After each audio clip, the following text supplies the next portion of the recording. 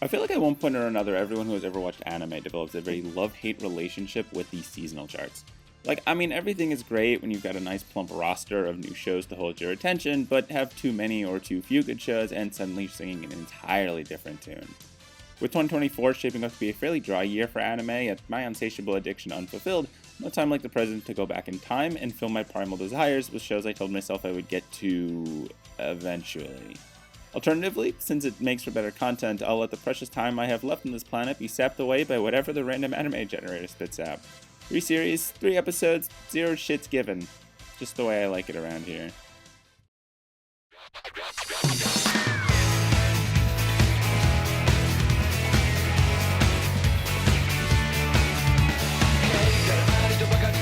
Y'all ever watch Legend of the Galactic Heroes? I certainly have.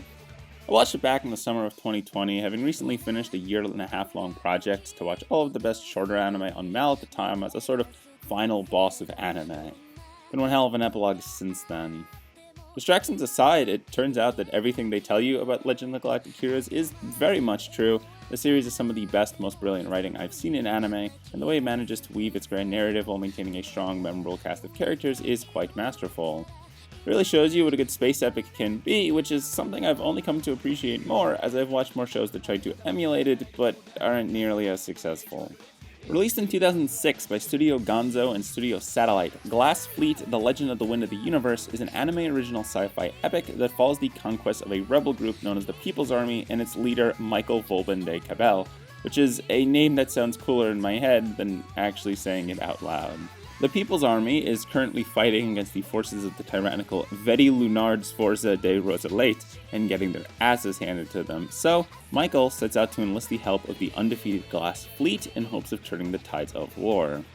The thing that I find is a common pitfall in more amateurish writing is that when you're writing a grand sweeping narrative, usually about war, you have to be able to ground your conflict with strong characters and smaller scale motivations, else you threaten to lose your audience's attention. I mean, sure, there are some people autistic enough to just care for big, empty military battles, but this caliber of story really lives and dies by how well you can endear your audience to those characters. It's something that Legend of the Galactic Hero does well, and something that Glass Fleet does exceptionally poorly.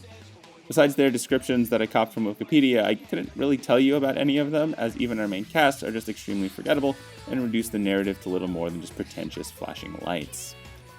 To make matters worse, this is 2006, and I mean, you know what that means. That's right, ugly-ass CG spaceships. The production for this one doesn't do it too many favors, the designs are fine, but a little forgettable, but damn does that CG stand out like a sore thumb at times, and when your narrative is already struggling to hold my attention, this is the last thing that you want. It's kinda crazy that this mess of a show came out literally the season after previous contestant Black Cat aired, and yet while that one does find some decent charm in its camp, this one can't nearly say the same. I feel like some series just exist to make my life more difficult.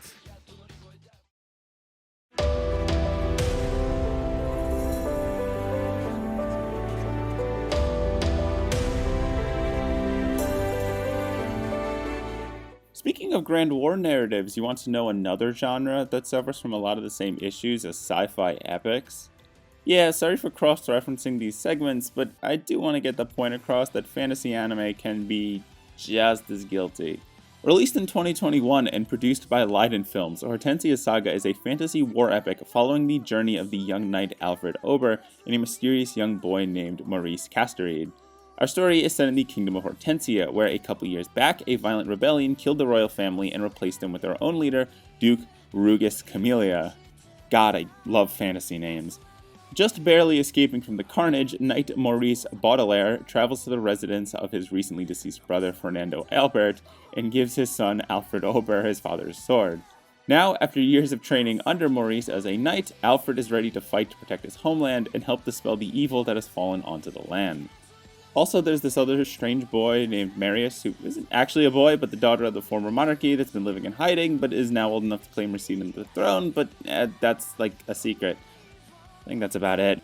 If that was a lot to follow, believe me it was. Arguably the biggest issue Hortensia Saga has, besides its underwhelming and kinda ugly visuals, is the fact that it opens up by dumping a lot of names and faces on you all at once, starting us in the heart of the rebellion that overthrew and murdered Maurice's family.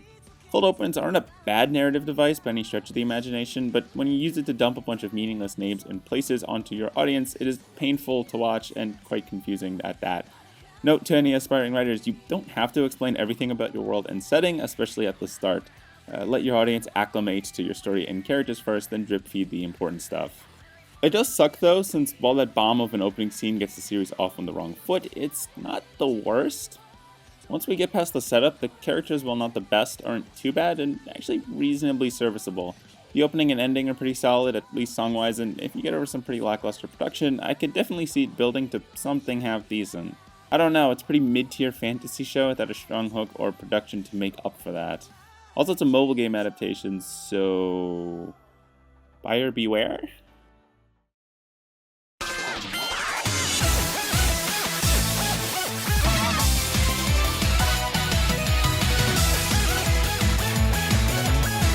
Ask anyone to name some of the biggest and most influential anime of all time, and you're bound to get some interesting results. More than likely, you'll get a slew of shonen titles like Dragon Ball, Attack on Titan, or Naruto from newer fans, and maybe the likes of Eva, Gundam, and Astro Boy from the more savvy fans, but what are the odds you'll hear the melancholy of Haruhi Suzumiya mentioned?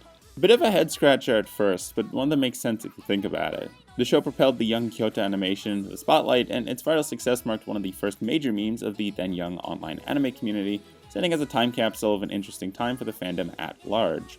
The show also laid the groundwork for the moe takeover of anime, as KyoAni would capitalize on its success with their two follow-up shows Lucky Star and K-On!, and once the dust settled, the anime landscape wouldn't look the same again. The series follows our main protagonist Kyon as he gets roped into joining a supernatural investigations club known as the SOS Brigade by the titular Haruhi Suzumiya. Alongside a group of other colorful characters, the club goes around exploring the weird world of aliens, time travelers, and espers that are definitely real and not made up. No, seriously, as it turns out, unknown to her, Haruhi is a literal god of this world, and the three other members of the club, Yuki Nagato, Itsuki Koizumi, and Mikuru Asahina, are all supernatural entities, each here independently, to keep tabs on our hot-headed goddess. The series would run for 2 seasons in 2006 and 2009, and would round off its run in 2010 with the sequel film The Disappearance of Haruhi Suzumiya. The film looks at an alternate world where Haruhi doesn't exist, and Kyon's journey to figure out why only he alone can remember her. Spoiler alert for a decade-and-a-half old film, but it's Yuki. Turns out that the ever-cold, artificial human Yuki has developed feelings for Kyon, and so has created a reality where Haruhi doesn't exist, so she can have him for herself. I say all of this because a page and a half of script later, we finally come to the topic of interest today, the 2015 television spin-off The Disappearance of Nagato Yuki-chan. Taking place in the same world as the Disappearance arc, the series follows the shy bookworm Yuki Nagato in her exploits of love in the literature club with the man of her dreams, Kyon. Haruhi is now just a normal girl from another school, and now only a mild romantic rival, but that's for later. While I wouldn't call the original dark per se, Nagato Yuki-chan takes a much more tame and lighter approach to its setting than the original Haruhi series. It's generally a lot more playful and softer with its visuals, which you should already realize weren't done by KyoAni, but by Studio Satellite. Given its roots, the series maintains a solid comedic backbone, and while its characters are sanded down a little from their original versions, it still manages to be fairly charming with some cute romance to boot. With most romance stories coming from the male perspective, the change of perspective to see Yuki's side is a nice touch that helps to differentiate the spin-off from the original. Where the show does suffer, though, is ironically enough in being a Haruhi series. Haruhi is already kind of this loud love-hate character, but when she enters the main plot after episode 1, her dominating presence overwhelms the story, drawing it closer to that of the original, and reminding me that no matter how hard Satellite tries, they can't hold a candle to Kyoto Animation. Don't get me wrong, when it's doing its own thing, Nagato Yuki-chan is a pretty sweet and innocent high school comedy, but at its worst, it often ends up on the bad side of comparison with a series from a decade before, and that is not really what you want to be doing with your series. Plenty have been dropped for a lot less.